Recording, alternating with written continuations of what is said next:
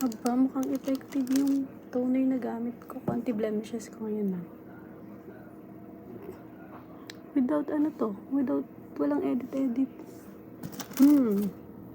Nagbenta na kaya ako dito sa TikTok. Charot. Ay, hindi pala sa TikTok, sa YouTube. Papalita yung pimple patch kasi kanina pa to. Pero parang wala naman siya.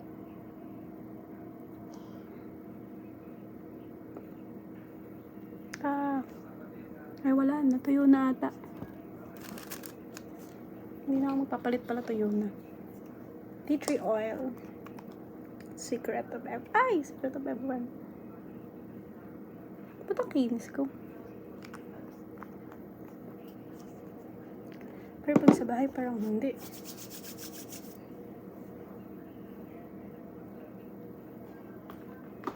Hirap pagpayaman, no?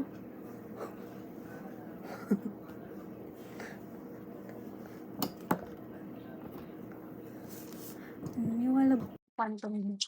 Yun yung pinapalo ko ngayon. Pero ganun. So, ano ba yung law of attraction? So, basically, it's just manifesting.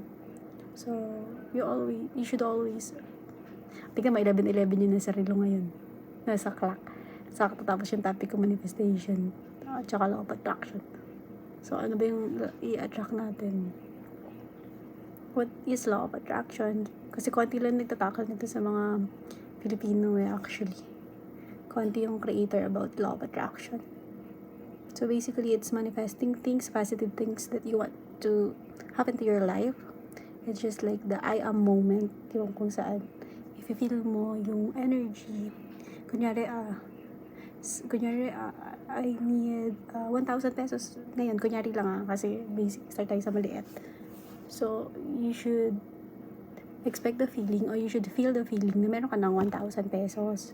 So ano ka ba, happy ka ba doon, or yun, para magkaroon ka.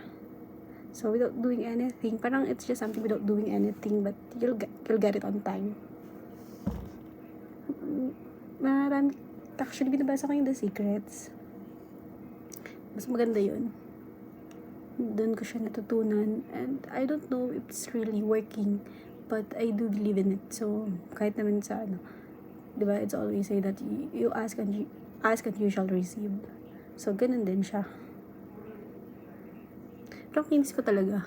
Actually, yung ina-attract ko nung mga nakarang araw kuminis na ulit. Kinis ko ngayon wala naman akong